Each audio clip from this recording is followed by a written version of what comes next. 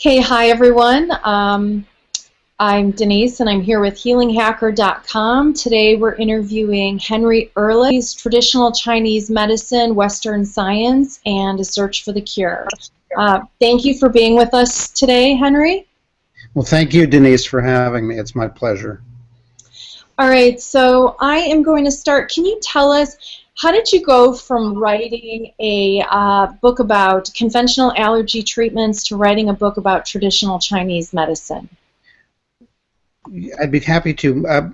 The original impetus for my meeting Dr. Xiu-Min Li was an introduction by my cousin and co-author, Dr. Paul Ehrlich, who had spent many years in practice very frustrated that they hadn't come any closer to actually fixing kids' allergies. So he told me that he had heard a lecture by Dr. Li up at Mount Sinai in New York, and where we all live. And I went to see her. She showed me some pictures of a little girl's feet that went from being horribly painful and red from eczema to, over a period of months, these decorative objects were complete with nail polish. And that, to me, as the father of a daughter, showed me that something significant had happened. I continued to go see Dr. Li and talk to her about her work with other allergic conditions, and I am a great fan of hers.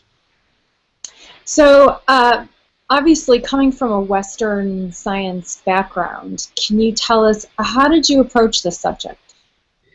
I was determined from the outset to learn about it from the scientific side. You know, it's very easy when you're dealing with food allergies to succumb to the joys and the heartbreaks of people's experience. But I really wanted to know that what Dr. Li had told me about the science was true, and I taught myself to read the many papers that she had published to come to familiarize myself with the cast of allergic cytokines and other test tube indicators of allergy, and I went through it and I wrote about it from that point of view. By the time I got to the end of that research, I was convinced that there was something significant going on, and that her remarkable, unique synthesis of TCM, or traditional Chinese medicine, and knowledge of laboratory science could result in something extraordinary. That's the story I wanted to tell. Yeah, well, I definitely think that you did in the book. It covers an amazing wide array of things. Tell us about, because I know that in the book you talk a lot about the clinical trials with the FAH2, and we're awaiting publication on the latest FAH2 trials. Tell us about the practice-based study that Dr. Li is currently embarking on, and how is it different from the previous studies? This is a study of biomarkers, that is to say, things that you can see in a test tube that don't necessarily register during the course of treatment. You know, it's very interesting about food allergies. While there are very good tests that can indicate a state of reactivity, most of them have only ever been used in laboratory research. There's one particularly called the basophil activation test. It is traditional that people grow out of food allergies, and there's nothing you can do except avoid the allergens and take steps, use injectable epinephrine and so forth if there's an accidental exposure. Waiting for nature to take its course doesn't really require a close look at what is going on in the blood. IgE, which is the marker that most people test for, it's the allergic antibody, can go up and can go down, and it will have no bearing on how allergic you are or you aren't.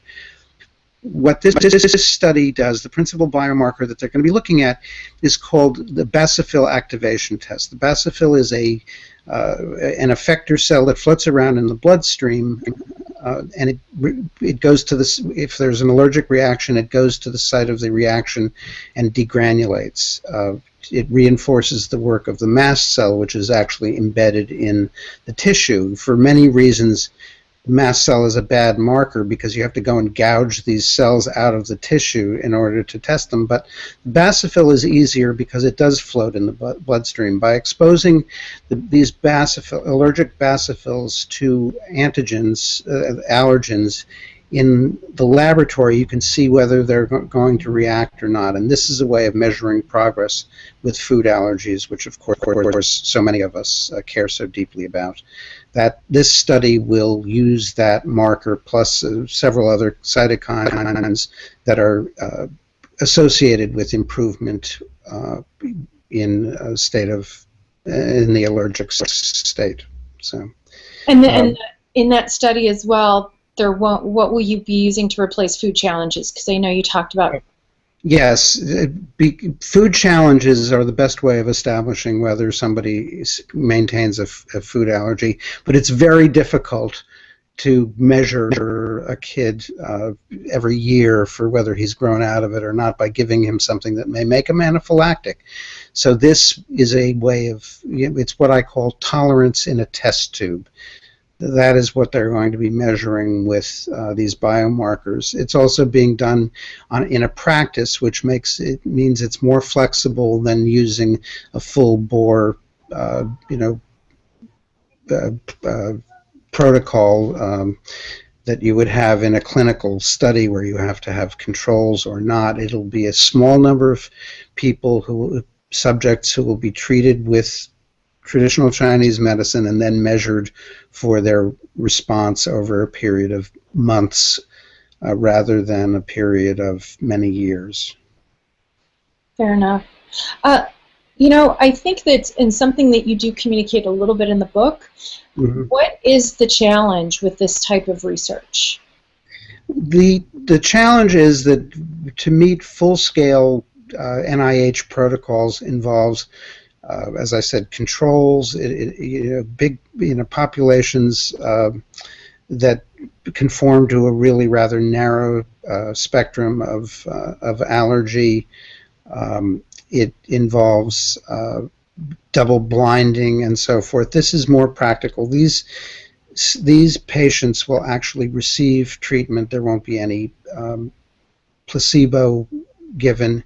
They will be studied as if they will be treated as normal patients in Dr. Li's practice, but they will be tested with using these laboratory tests, basophil activation tests, and so forth, which really have only ever been done in research. In time, basophil activation may become a good marker, provided treatment advances to the point where it makes sense. It's very expensive to do it now.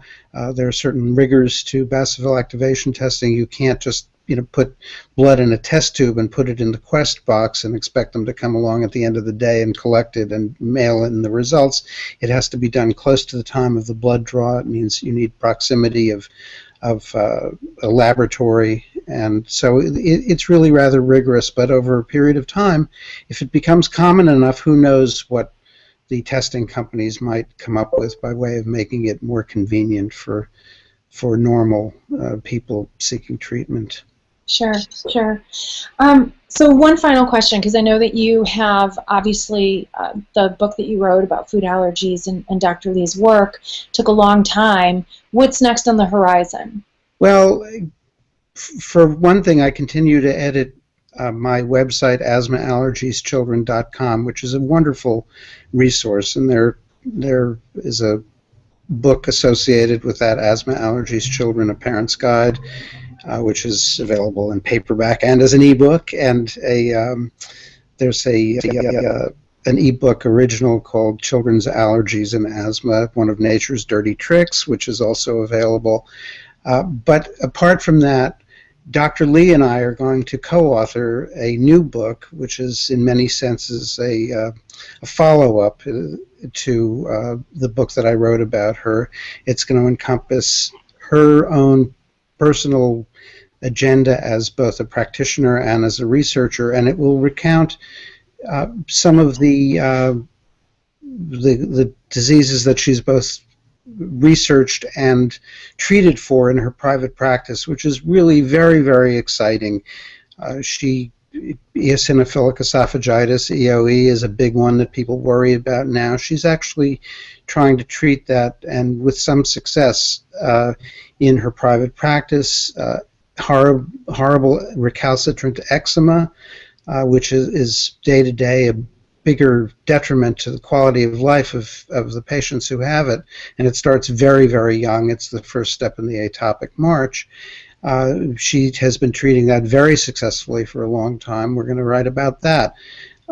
Also asthma, which is dollar for dollar, one of the biggest public health problems in the country. $60 billion of GDP, both in medical costs and lost time at work and school. That's a huge one. She has a very successful drug called ASHME, anti-asthma medical herbal intervention. Herbal medical intervention. That it's a 3-herb drug, and we're going to write about her success in that. I've already finished the section on that for the book. It's very, very exciting and very well documented in the laboratory and in practice.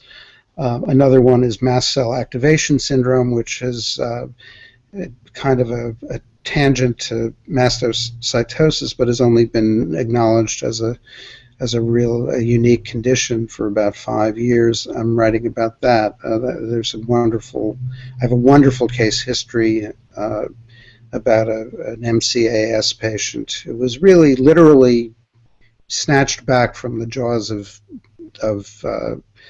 death in a period of months, and is now very, very healthy and robust. So there's a lot to look forward to in this. Dr. Li will also outline in her agenda as a scientist and as a practitioner. She has this unique combination of the Chinese healing arts and an impeccable grounding in Western medicine and science. She's a unique human being. It's my pleasure to work with her almost day to day now. So that's what's coming up. That book will be out sometime late in 2016, I believe. Wow. So. Well, Henry, thank you so much for your time, and thank you for writing the book and sharing Dr. Li's work. Well, thank you very much, Denise, and you're doing wonderful work too, and I appreciate it. All right. Well, thank you. Bye. Bye.